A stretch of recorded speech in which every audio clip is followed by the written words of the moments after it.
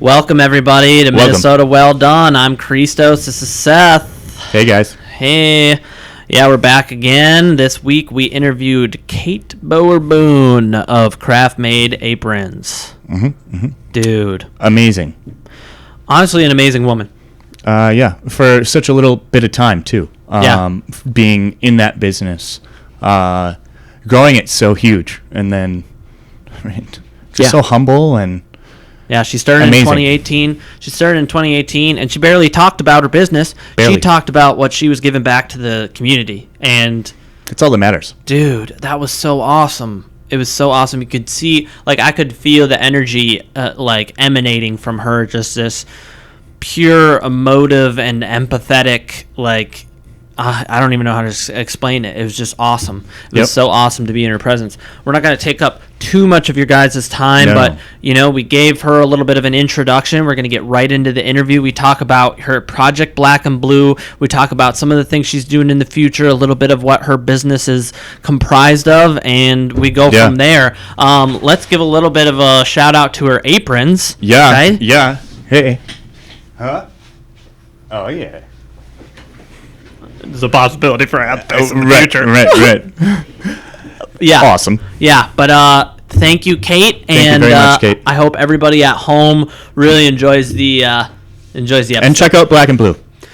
Yeah, we're going to put all the information for Project Black and Blue as well as her new site, and we'll be in contact with her social media people, and we'll get all the links to you guys right in the show notes. Yep. Thanks, guys. Thanks. Do you guys allow swearing? Oh yeah. Yeah. Yep. Oh yeah. And it's the Wild West out here. So what we basically do, I feel try and bring together a night shift, after work. Cool. Just talking the shit. That's nice. all this is. Good. Yeah. I'm good at that. And we'll pepper in stuff that you're doing. Just a little whiskey. Nice. Yeah. I thought about it. We'll have to work on that. Seriously. Yeah, I could bring in a bottle. Okay. And I have plenty. Do you know my maiden name? That B on there is for bourbon. Oh, there you go. My maiden name. We should have had some. Oh, we could have figured it out. That's my fault. Could go to Brunson's after this.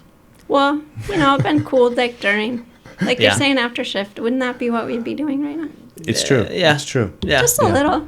Yeah. It's true. I drink Jägermeister. I personally can't. Yeah, he doesn't drink. Yeah. So sobriety is a very good color on me. That's very good. The main reason why I don't have anything in the studio. I like that though. Because I'd be the only one drinking, and I would be drunk. Yeah, no. I would be drunk by the time we left any interview. Yeah, yeah. But I mean, we could do it. We could figure out. We could just have a glass. No, that's not. Well, I'm not. I'm perfectly comfortable around it. He's fine around it. Yeah, there's lots of people who drink about. I mean, we went to the farm. We went to Carla's farm, and everybody was drinking. I'm so and I proud just of you, didn't. though. How long have you been sober? So I've been sober 3 years and a quarter of a year. That's amazing. Yeah, real amazing. I have a brother that is just celebrated 40 plus years of sobriety. That's amazing. That's the goal, right? Yeah, that's the goal for me. Yeah. I mean, they say one day at a time, but you see these people who have lived their whole lives without doing it ever again. Gives you hope, especially in those early stages, because it's for a while. I mean, it's I'm a cook and I'm a chef, and so it was rough. So I was like, how am I ever going to live my life without these? Because it wasn't just alcohol. So question. Yeah. Was it job related, or did you notice something about yourself prior to work or was it the industry that really brought that out? We've talked about this on the show actually previously. So we kind of attributed it to that the industry supports that lifestyle in certain aspects, and so regardless of if it was there before or not, I there was a place for me no matter where I went and no matter how much I used. I was able to kind of always have a job and always have somewhere to be, and that allowed the addiction to really progress forward. Because I mean, the reality of it is that my addictive qualities are a little bit more intense than your average buck. It's not, not like I don't know. It's a weird thing. When you go to AA, it's like, I'm not bragging. I was going to say, are you bragging right now? No, don't you think, though, that, so in the industry itself, I know that is sort of embraced, and that's the piece where just having kids in this made me very aware of that part of it, of what that is that suck it up mentality. Mm-hmm. Have a drink, get through your shift. Yep. You'll be okay. Yep. And knowing that, one of my kids hurt his back at work. Yeah. Had to pick him up, take him to the hospital. He barely took any time off. The mentality will be, you'll be fine. Of course. Medicate yourself this way. Yeah. Because you generally don't have insurance, right? Mm-hmm. Medicate yourself and push through. So it is an accepted thing. That's why what we did with Project Black and Blue was important to me. But the curiosity arises when you see somebody that decides that this isn't right for me. But I think also there's so many people in the industry they're passionate, creative people that start out there cooking in the first place. Mm-hmm. So you have that drive, you have that thinking outside the box. Sometimes there's some OCD that we all seem to have in that group. Yeah. That keeps you focused, and you can hit those points and hit the high marks. Yeah. And you always want to achieve, and you're a high achiever. Mm-hmm. You're driven. You don't sleep much. Put all that together and then go, here, have some drinks. Yeah. Right? Or anything. Yeah. So another thing is there's these little microcosmic environments that people are in, right? Depending on what, we talk about different places on the show, different areas of the state that people work in, and they have different cultures, and they go along with different, drugs that are being passed around, right? Because it's not always booze. Sometimes it's sometimes it's meth, sometimes it's heroin. Those two combined really were my issue. And so I can honestly say that certain places that I worked, that definitely was the mentality, was yeah, you're working 90 hours a week, but also we're all high, so it's it's totally fine. And then I'd go to a different restaurant, and it didn't really matter the quality of food or not. I'd go to a different restaurant, and sometimes it would be nobody's doing that, and I would be immediately ousted, right? And then I'd go to a different restaurant, and they'd be doing a different drug, and so I think that what happens in the restaurants is that you have so many people able to walk onto so many jobs that there is a lack of ultimate consequence. Yeah. Right? In some industries, if you are seen as, they may, provide drinks, or you may be drinking in this industry, yep. But if you're seen as an alcoholic, then everybody in the industry sees you as an alcoholic. Right. And you're going to have a hard time getting a job until you string some sobriety together. In the restaurants, we talk about it all the time. I could walk out at 4 o'clock somewhere and be somewhere else at 6. Yeah. And it didn't matter if my pupils were bigger than my face, Yeah. So I think that's a big thing with it. And that's part of the cool thing about Project Black and Blue is that this is we talked to Trey a little bit about it, but I'm glad that we finally get you here, because it's kind of the origin, the genesis of the actual movement. We want to talk to you a little bit about it, and just talk to you about the details, because that's really only one part of it, right? Again, you said something because you don't have insurance. I think that those things where it's kind of like a blue collar job, there's not a lot of support in these other areas. That's one of those things that really influences things like mental illness and addiction. In other places, lots of jobs are hard, and they're very pressure filled, but you get paid. You get paid. Yep. You are supported with benefits. Yeah. You know that if you need something, you're not going to be looked down on for it. Also, industry's changing, but how much in the past would it have been if I'm seeing a therapist? Would that have been embraced? I don't know. I'm not sure. I think we're getting to a place now where it would be okay. I have one question for you, though, because I need to know. Ask away. Clearer mind, do you feel that you are more creative and you have a better you can be in touch with what feels right when you're cooking, instead of pushing, this is cool, push more, do you feel a little more focused and aware of what you're doing and clearer on that process of what you're doing? I'll do you one better than what I feel. The outcome of my cooking and the people that I've worked with have said that it's completely different than it used to be. Yeah. It's on an entirely different level. I talked about working with Aaron, right?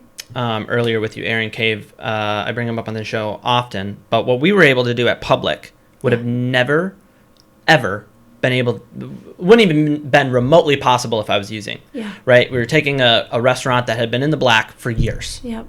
Or I'm sorry, been in the red for years. Yeah. And we within, 3-4 months, we turned it into the black. Yeah. We got it going. And then, unfortunately COVID happened and there was a bunch of other things. Yeah. But the reality is my cooking speaks for itself. I don't actually have to feel like I'm doing better. I know for a fact that I'm doing better. Now, I will say when I got sober, like there's always like, oh, well, I can smoke a little weed kind of thought process going on, right? And I can say that for me specifically, I was kind of blessed with the fact that I would just, that's all I would do. That's my whole brain. That's all I can think about. So I was like, well, I can't even do that. But I can say that, yes, solidly having a clear mind is so good in this restaurant. And I've seen restaurants who actually have gone from models of that 90-hour-a-week mentality. You're going to stage for 3 months. You're not going to have any money, and you're going to be all about this place all the time, and you're going to, hit, run. Yeah. And then they've moved to a more sustainable model, and you can tell that the food improves. Yeah. That would be my answer. Yeah. I like that. That's a great answer, actually. I like it. Yeah. Yeah. I'm happy you asked that. You think about it. Yeah. You think about it. Well, it's a big thing. It's a big thing in the industry. We really haven't done it enough. I don't want it to just be constantly about that, but it's nice to bring up because it's such a huge issue in the industry. At different levels too. It's not always like me where I'm like, showing up at your restaurant, trying to break in at, 4 a.m. because I've lost my mind. There's also people who are just drinking a little too much, right? They're burning the candle at both ends, and they're starting to go down a path where they don't really know if they can stop, right? And we've put out our email, right, so that people can contact us, and people have been in contact with us just about, small issues. But I hope that can continue to improve because there's a huge network of people to support that now. Making it seem okay, and the idea that it's all right to make that choice for yourself if you feel that it's time for you to make that choice, or you feel like maybe I need to take a break from any substance, is really good. Having role models or having it embraced and that it is an okay and good thing to do for you, and not shoving it at you I feel like sometimes it becomes so isolating and almost a negative when people start saying you should probably check yourself, you're drinking too much. If you start pushing your ideas onto them, they're going to, it's just like with your kid, they're going to go more in. It needs to be something that we embrace, and that it's an okay thing, and we're here to support you, but it is ultimately your decision for you. I agree with that. I think that's the best way to go about it. Really, the whole, well, not the whole, but part of my role as the leader of the line and the person who's always there and is always sober and is always clear-minded is I kind of am able to be an example to the people around and underneath me, especially underneath me, right? I love that. Which is huge. Because I love that. Because I learned from people who were not like that, and that's and it's like I just monkey see monkey do kind of thing in that respect, right? Like we keep going back to, yes, there are these underlying problems that I had specifically, but it's like my bosses used to pay me in Coke, right? So like me being able to go look at this amazing food that or teach them about mother sauces or emulsifications and do it just like clearly, and all my words are defined, and it shows them that like there's this beauty in this cooking, like the cooking enough can be it can be a high, I put it in quotations because it's it can be a really enjoyable experience. That's why we did it for so long, right? You're touching into that passion though, and the pieces that drive you there. And so when you get to be clear and dive into that, you fill yourself and not numb yourself. Yeah. And you can see it in his dishes too, in comparison to like when we were together and to now, because it's an incredible conversation. I like this. Yeah. I'm loving it too. I actually, it's very cathartic for me to talk about it. Yeah. And also, I know a lot of people who watch this show have thoughts about this stuff, right? Whether they're trying to get clean or they're just trying to back off, or they're wondering, like, we had a whole segment about quitting smoking, right? Yep. So the olfactory senses in your that are affected by your smoking greatly affect your cooking. Absolutely. Right? And there's ways around it. I smoked for years, and people would tell me that my cooking was good, but now I know, now that I've quit smoking, right, specifically cigarette smoking, I can tell. It's just like I've tasted things that I haven't tasted before. I can see minute details and differences, and we say things like proof is in the pudding, where it's the responses that I'm getting from not customers only, but other chefs, bosses and things like that, where it's like, wow, this dish is perfectly balanced. Like, how did you do this?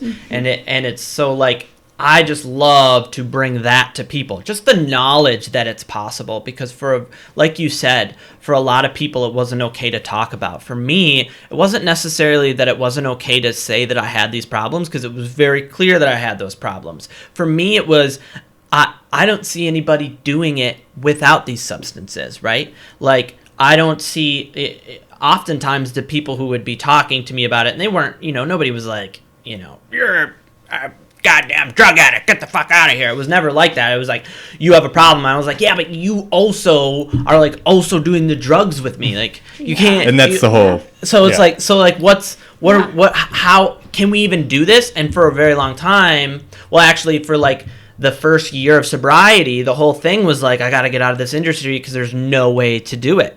And then I started to figure out, oh wow, there is a possibility. But I think that it goes back to those pinpoints that you were talking about.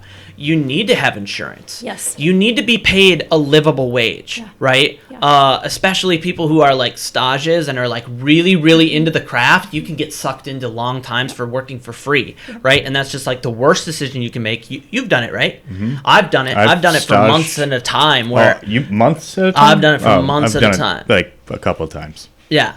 Do you feel that that's because you want to prove yourself? Or it feels like how do you get, so watching, think of this as 3 sons, watching what they went through. Yeah. And it's been more than 18 years probably, but think of my oldest son making this decision. And watching the hours as a parent and knowing what they're being paid. It's hard, like you feel like you're watching someone suffer. Yeah. And going through that process and seeing it, but yet there's such a passion for food. And that it is like so even the idea, so they come home and then they cook something for themselves. Yeah. Probably just a ramen or like hash browns that are like super special. Yeah. Right. Something like that would happen. And it never seemed like they didn't want to. That was their passion. That was a piece that drove them, their excitement. But the pain, the physical pain, the mental, you knew there was mental stresses. You're not sleeping. You come home at 2 or 3 in the morning, you cook yourself something, you play video games for an hour or whatever it takes to kind of decompress your brain. You've got to shift your brain a little bit. Yeah. And then you sleep for just a few hours because you've got to get back up at 7 or 8 in the morning. Oh, right. Head back in. Yep. And me watching this is like, why? I started doing this work then and going into kitchens, meeting these small families. You have a family. Yeah. As dysfunctional as it may seem, you've got a family when you enter in a kitchen. You're embraced. You're also kind of bitch slapped at times. Yeah. It's a pirate ship. It is, but you feel a sense of belonging. I felt any kitchen I went into, anybody that I met and talked to, and I'd talk to dishwashers, I talked to anybody That's just my personality. Mhm. I want to know you. Yeah. I'm excited to meet this cool person. Yeah. Tell me something amazing about you. Yeah. And meeting that, knowing that, seeing that, I see why you guys stay with that family. You see that support. You see that drive. It also, though, pains me to know that my son, at 21, he had melanoma, would not go in to get it looked at because he did not have insurance. Yeah. He had us to push him and urge him. Like, it took a week of battle to get him to go in. He went in and had that first, diagnostic done. And they said if you would have waited that 30 days, you would have had something that would have probably been fatal. Like, it's a serious cancer. Mm-hmm. You can't play around with that. He had support. Yeah. Not having that and not having insurance, like, this is the picture that I'm looking at. Yeah. And I'm looking at, you just don't have backup funds. Oh, no. It's like, what happens? And if you actually did follow your path, not get it looked at, ended up with cancer, who's going to help you out? Yeah. Those things are paining for me Yeah. to watch. And I want people to feel that it's okay to reach out. I want them to feel it's okay to have a lifeline. And I wanted, as a brand, to be seen as that we're there for you. Yeah. I love that. Yeah, I do too. I love that so much. I'm so glad that we get to showcase that on this show. Well, I mean, I feel I actually got diagnosed with cancer working on a line. So you get I totally get it. I actually, I remember that. Yeah, I actually had to have my chef look and send me to the hospital. Yeah, so I totally get it. I mean, totally. So, yeah, and that was we're 6 years ago. 6 years ago. Do you think also in the kitchen that there's the idea of changing the mentality that you're not weak when you look out for yourself, that makes you stronger? That's the piece, I think. It took me a long time to even needs to change ask. a little bit. I mean, that whole shift, I was in a lot of pain. And it got to a point where I just, I was crying. And I had to, I went outside, I sat in snow. I ended up having stage 2 testicular cancer.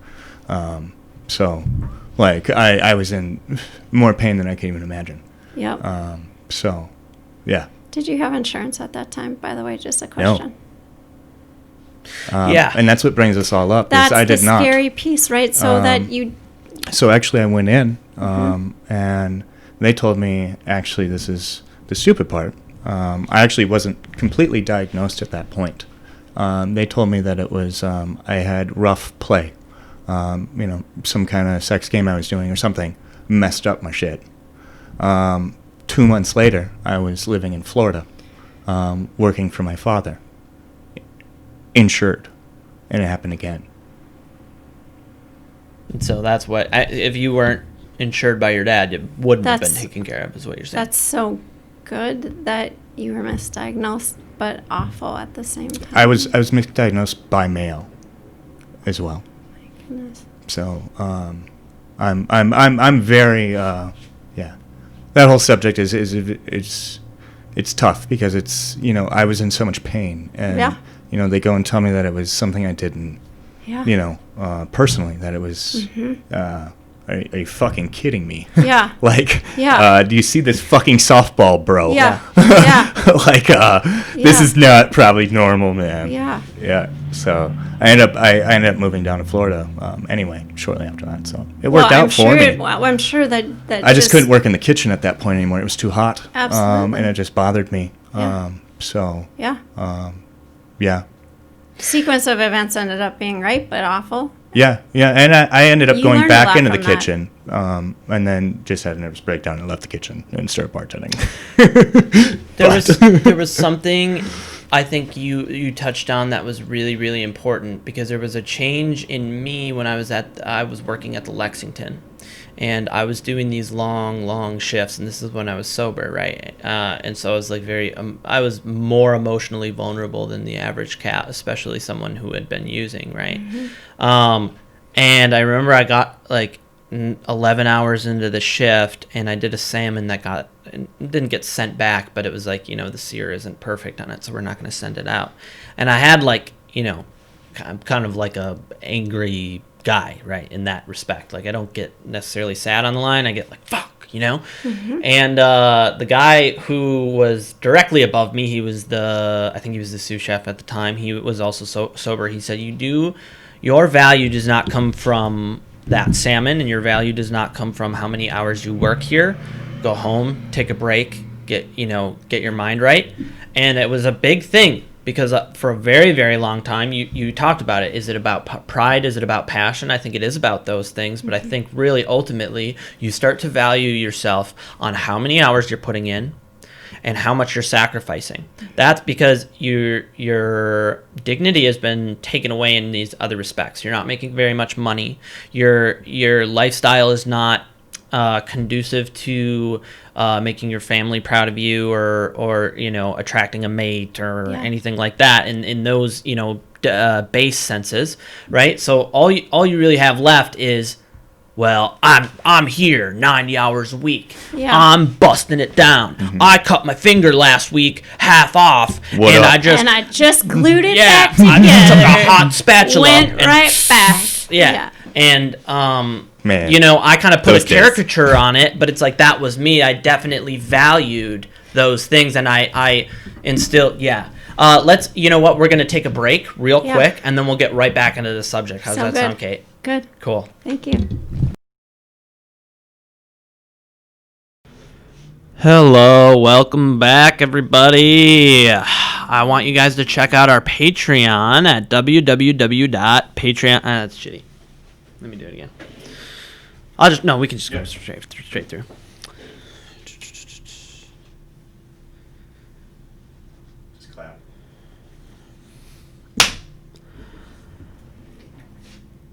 I want to direct everybody to our Patreon because we got good things going on. We have mugs. We have books. We have extra episodes. I need you guys to go to www.patreon.com/Minnesota Well Done, all one word, and check us out. We got different tiers. We got a lot of things in the works, but we have just as much already on the site. Thank you guys for all your support, and tune in.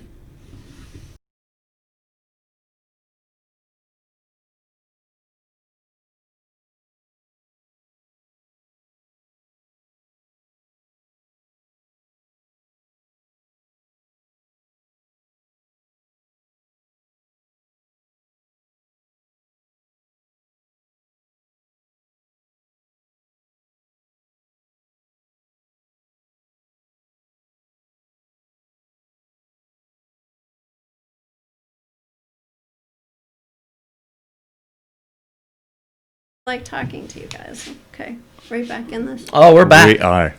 We're back. Okay. Were you holding on to a question or? I did have a couple thoughts. Yeah. My thoughts were, you don't have an outside, you don't have any more outside interests. You don't know what that looks like anymore to even do or be something outside of the kitchen. Yeah. Because your focus is so much there and your time is so much there. Because other than sleeping, it's pretty much what you do. If you have a day off, what's that day off going to be? Resting, possibly throwing some socks in the laundry, whatever that may be. Right. But it's generally you're not Or out drinking. chilling with new friends. You're not out, kayaking. And you're not out doing those things because you're just spent, right? So the piece that I see as an observer, not just with my kids, but now in like 2.5 years, the amount of people I've met and watched, the stories that are shared to me. I'm telling you that I've had incredible times where I'm just meeting with someone to give them, let's talk about this apron. It ends up being, I hear about abandonment from their father and processes in their whole life that got them there. So for some reason, someone said, you make me feel like you hear me. Yeah. And so it wasn't just like, let's talk about what you'd like to see in your apron, which is what my focus would be. But there was a different sense of, there's a person that cares about me. Mm-hmm. Maybe they didn't feel like that before. So that became an important piece to me as well. I have to allow that to happen because it just was. Yeah. Learning, though, that people don't have much outside, you're not going to think about what should I do if I have a day off. Yeah. So does it make sense to take a day off? If I'm going to stay here and hustle a little extra, maybe I'll make a couple extra bucks. Yeah. No, those are my observations. I think it's incredibly poignant because I can say, we talked about how my dishes changed and how the flow of the kitchen changed after I got sober, but there was another really key aspect to my food getting up to the next level, I think. I started going back to school. And I was busy the same amount of time that I would have been busy if I had been working 90 hours a week, right? I would go to school and then I'd get off and I'd do a quick workout and then I'd go to work. Yep. But again, it was that outside interest. Yeah. I'm learning about these microbes. I'm learning about, the biology of plants and the soil and the beauty of life, right? On a molecular level, it's just like, it was like magic to me. Yep. And then I'd go and when I'd get sick of that and it'd be too much and I'd be stressed out from that, I get to go to, my alma mater, the place that raised me, the kitchen. Yeah. And then when I'd get sick of the kitchen, I'd go back to school and it just flowed. It worked so well. How beneficial do you think it would be? Because one of my thoughts, I get these thoughts, I get a thought, I go. Yeah. One of my thoughts is what I think would be cool is almost to have like once a month, once every 2 weeks, where I host like a potluck or something where people could just come of the industry, like you're going through the same process, you have the same ideas, you have the same struggles, but just be in a space that's okay to be there and just be yourself and either talk about stuff if you want to or not, kind of like an AA meeting. Awesome. But it's just a gathering of industry professionals just to be there. And it's like, I would host it under Project Black and Blue. It's just something that I would like to have. I think that'd be freaking phenomenal. Awesome. Not dinner related where you have to buy a ticket and come to have a dinner. Not beverage related. Just come be here. Yeah. Yeah. Because I care about you. Well, and you'd have all Just sorts be of. here. You'd have other restaurant families Yeah. coming together, and Yeah. since you don't get out, Yeah. you could meet other people. Yeah. Yeah. I mean, it sounds like I think that's awesome. like the most important aspect of community, right? Like it would actually be a gathering. I and it even could went as build some far serious as to community. think of a name and having it on Mondays and calling it meetings on Mondays and short, what we call that? Mom. Oh, I love it. I love it. It's awesome. Did we get the scoop on this? Man. Are we scooping you? Are we just scooping this Just right saying, ideas. Wow. They're I think it's awesome. a great idea. I think it's an awesome. I think it's a great Well, idea. there are things. What would best help you guys? What could we do other than being there for financial support if you need to? The hardest part for me is that I know that there are people out there that could use some help. They won't accept it. We've even had someone nominated for help and they've turned it down and said there are other people that need it worse than me. There are some stories. We like to keep most things that we do private. Yeah. So we want you to have dignity. We want people to be able to feel okay. Mm-hmm. Or have someone nominate them and they get that funds and that they feel supported by someone. So we want that to happen. We're finding, though, that people are just, the pride gets in the way. The idea that, no, there are other people that need this more than us. So that's why we did the kits and wanted to just, we knew that now you have new expenses that you've got to figure out all these things. Can you explain the kits quick? So what we did with that was we purchased in bulk 100 touchless thermometers, 20 masks, and 4 gallons of sanitizer. My partner came up with this almost right away. We should start doing this. People aren't asking for help. Yeah. And I mean, I loved that he had this insight of coming up with this idea of let's just make these kits and let's just start let's bring them to them. We sat in a small group, chose 10 restaurants and said, let's just bring these to them right now and see how that goes. Yeah. The part that we found that was pretty awesome was that people that are open doing curbside takeout, that just knowing that someone's thinking about you a little bit brought some of them to tears, right? It's just the idea that someone's trying to look out for you. Yeah. You got a whole new process. You've got new rules and regulations. It's probably scary as hell, in my opinion.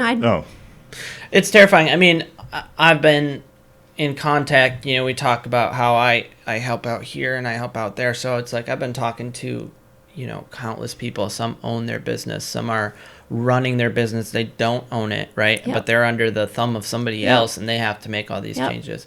Some people are opening restaurants. Some people have to close restaurants. New expenses when you are already struggling, right? So you have to have all these you have to provide masks. You have to have new cleaning it's a lot. And, it's no joke that if someone does test positive or you are concerned about that and you're shut down for 2 weeks, you might be shut down forever then. Yeah. Mm-hmm. You can't go 2 weeks with the shutdown. No. So we're like, let's force some help on people because we care about them and we want it to happen. I mean, it was a passionate thing for us, and I think we provided some help. It's good to feel that way, but here's why I think that potluck idea is a great idea, because you can only provide so much help, and what the potluck idea does is it helps to synchronize the community that's already there. I was going to say build community, but there is a community there, right? And it gives a place for that community to meet. Yeah. So if you're not able to, like you said, hear that person or see that person or help that person, there might be somebody else, for instance, me or Seth or, countless other chefs that I know that are doing well right now. Yeah. There to listen to you, hear you, and to help you. I mean, and that is the most important thing. Networking. I mean, that's the whole thing on that. Yeah. I think it's great. We were hoping that when the first design with Black and Blue Apron, we wanted it to be an identifier. If you see someone wearing that, you step into a kitchen, you know that they're going to be receptive to you if you need something or you're struggling, or you know that they have the same idea of community or support. That's what we were hoping, because it's a very strong identifier. We only use that blue for those aprons, not any other one. Yeah. We just wanted it to be significant. It is, because we started talking about Project Black and Blue in our first episode. Yeah, we did. That's fantastic. Yeah. So we mentioned it. I don't know if it's every episode, but pretty damn close. We mention it quite a lot. We talked to Trey about it for, you've created something that has staying power. And that's incredibly important. It's not just a flash in the pan kind of, what do you call it when, it's almost like a public relations thing. We can tell that it's not that. Right, it's something that we've fully supported since the get-go with the show, totally. And it's. And I think we're along the same lines as that too. Is what we've turned into. Oh, 100%. So I mean, that's what we are. Yeah, yeah, I agree. We're all about it. Yeah, we're 100% on that mindset. And it's not just of this.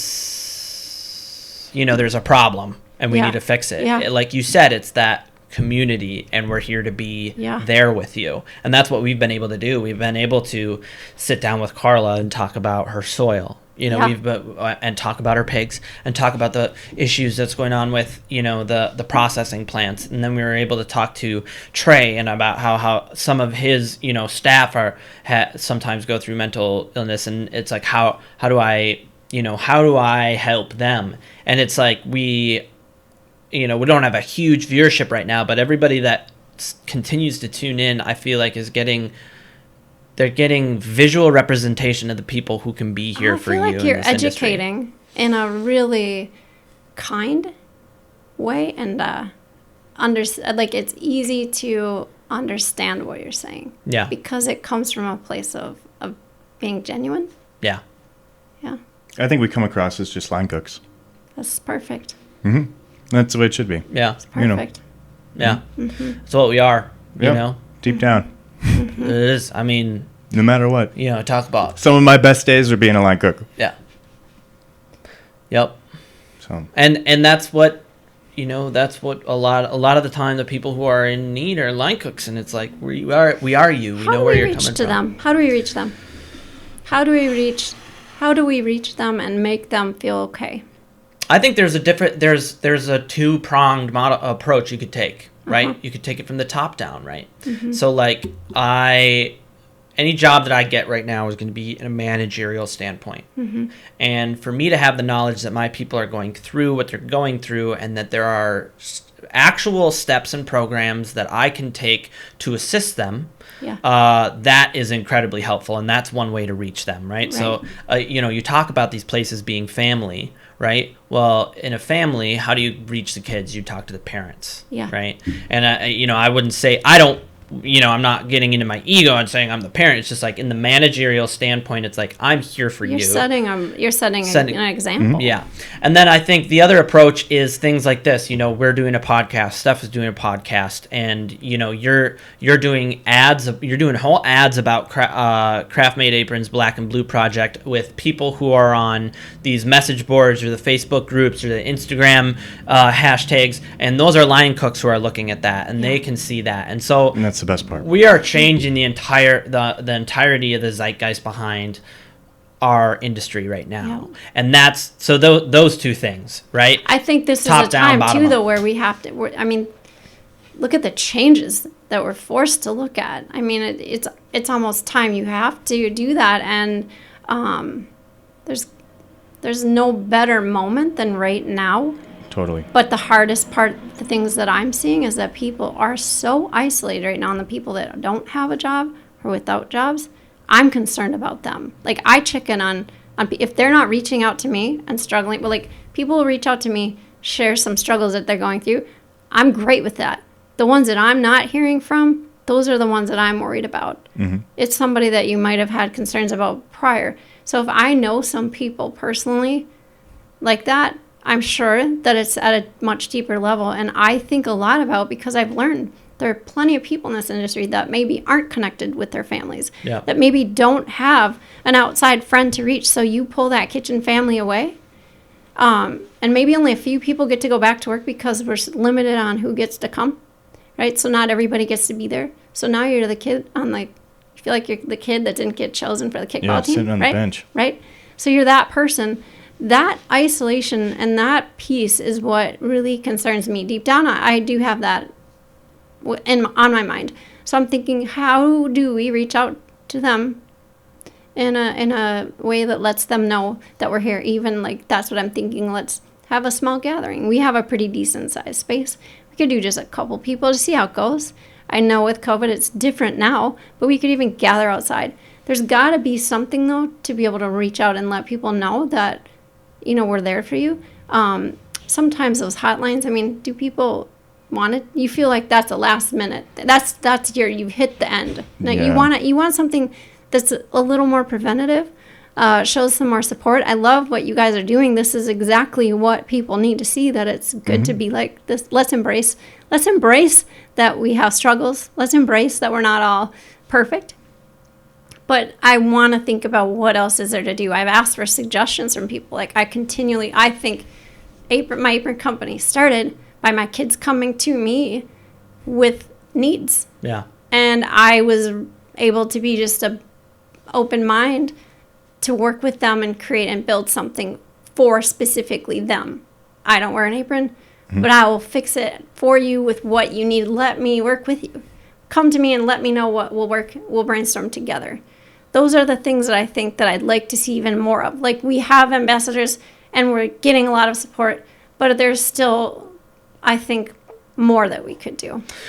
That point kind of hits home for me because it's COVID-19. So I'm tuned into the recovery community, and a lot of people have relapsed since the COVID thing, because I mean, there's not even really AA meetings. They're coming back now, but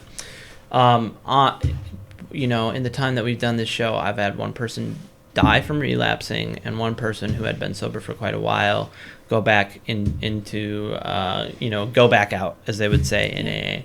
And I think that potluck seems like such a good idea because I need to get a little closer to the mic. that potluck idea seems so good because it creates that sense of community. And really on that end, if there's something that you can do with your institution and what we can do with our show, I think it is to get people on the restaurant level to be more active in the people that are either, you know, are currently addicted to something or are sober from something, to educate them in how they need to be there for that person, right? Like if you say, well, this person doesn't have a family, well, then all they have is the restaurant. And if they've lost the restaurant and you're busy because you're trying to get your stuff done, Figure your stuff out. There needs to be somebody who can catch that person and be there for that person. We've talked about the way that we run kitchens and the way that we operate with the people that are underneath us. We care so much about our team, and you know, it's just not that surface, oh hey, we're a family. It's like, no, really, I know so much about you and I spend all this time with you. It's more than if you go if you are now off the map, I take the onerous of taking care of you. And so I think that what you can do are things like that potluck, and just continue to do what you're doing with the black and blue apron, and then you know, come on things like this show and have an hour conversation that we know at least 100 people are going to watch, right? And those people will now have this knowledge of, this is what's going on during COVID. These are the problems we're dealing with. We were already dealing with these problems, so now that's in their head. So I think that those things are definitely a good start. In terms of concrete change, it's like these are issues that are very, very deep down. When you're talking about things like people don't want to take help because of pride, there's so much to unpack. There's so much work to be done that it's hard to really come up with a specifically concrete thing. I think the greatest thing that you can do is get the word out and really show people that they can make a difference. I can make a difference in my coworker's life. Absolutely. And when I know that, then the effort is just, it's effortless for me to do it. But when I'm like, oh my God, I don't know what to do. This dude just keeps going out and he keeps drinking, he keeps, you know, fucking himself up. He's gonna die. Or if, you know, this other guy just died because I couldn't be there for him. Like, instead of shutting down, I think just doubling down and continuing to be more of a community is the key. And we're seeing it. We went to this 86 hate thing that Kyla and Kyla and Kara, they put together, and it was beautiful. It was, you know, I saw people that I haven't seen for years, and they were all sitting down and talking about issues that are serious in the industry, and it was just it was an amazing thing to be a part of. And I hadn't seen that pre-COVID. I mean, like I said, we have a community, but I feel the community has grown rapidly since COVID, personally. So much. You know, even the riots, too. I mean, the unrest. After that happened, then everyone started to realize, hey, I need to speak out. And, you know, people do need help. And I feel like it's more and more coming. Like, people are coming out and being like, hey, like, we need to help this. I need help. Blah, blah, blah. But it's happening more and more, which I think is awesome. Like, for real. It's in comparison to before, because before, I mean, no one really cared about. I don't know. Well, before wasn't it just you needed to just be a hard ass? Well, I don't want to reduce it. I don't want to reduce it. Is it about ignoring yourself and your feelings? And maybe it's okay to have feelings. I think we all should be embracing feelings. That's where we start, is letting it be okay that you can be a human. I actually think we since this has happened, people have gotten more human. Oh yeah. I mean, they have. Yeah. I mean, even in the kitchen wise. I mean, I mean, I would never share my emotions. When I would break down, I would hop a plane. Step out, go in the I would leave. I would just be gone. Wow. Like, because I knew I was done. Because I just couldn't do it. Yeah. And I would that's how I would cope with stuff. But you don't realize it until it happens everywhere, and it's not just you. And you're like, oh my God, like these guys also share that same kind of fuck. Do you I feel think like there it's was unity? Unity is what I feel like you guys are saying. Yes. Unity. Well, it is. I was going to say, I think before COVID, there was a mentality that this restaurant is going to do amazing, and everything is about this restaurant, whether it was about this cooking, right, or this group of people, or, you know, it was very, very singular.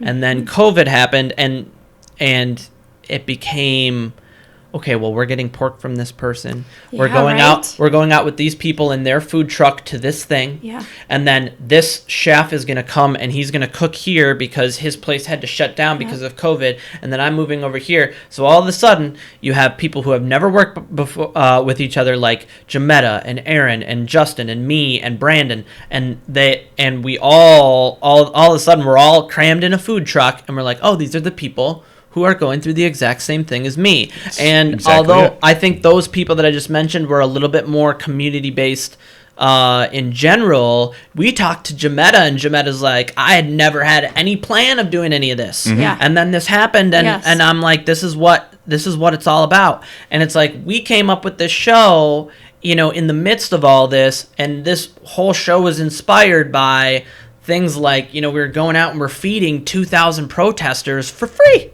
But you guys have all inspired people, though, that we don't have to just give up. Those are the pieces that have been really exciting for us to even see a restaurant opens. And there were a lot of restaurants that we were working with that were going to open prior. Some decided to continue and move forward. Yeah.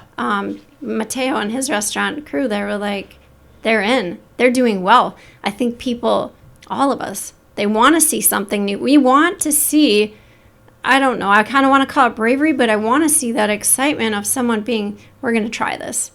Whether it, you know, up or down, we're going to try it. I mean, doing his, you know, he's going to move forward with his new restaurant. Wow. People being courageous and saying, you know what, I was going to do it. I'm going to keep moving forward. Those things are inspiring, but the efforts that you guys did and the things that you did, the being supportive for the community when it was down and needed it. Like, I literally was crying many times seeing people that I knew and cared about putting forth so much effort. Yeah. And at those times, you know, we were sneaking, before we started making masks and selling them, I would sneak them to some people that were doing curbside because, you know, they were worried. They'd text me, Kate, can you make me some masks? Yeah. I'd meet you in the parking lot, and I would sneak you some masks. Once we decided to make a go on that, and we put a lot of effort and focus into what we wanted to do because we wanted to fit right and feel good and cover and protect and do all the right things. Once we did that, we were making 1,000 masks a day. Oh, wow. And $5 per that went into the fund. I mean, we, at this point, August was 1 year mark for Project Black and Blue. I think we've gotten over $50,000 back into the community in That's 1 so year. Awesome. That's so awesome. That's so awesome. Can you tell us just a little bit? We should take a break first. Oh, we should take a break? Let's take a break, and then we'll get into a little bit more of the details of Project Black and Blue, and then we'll finish it up.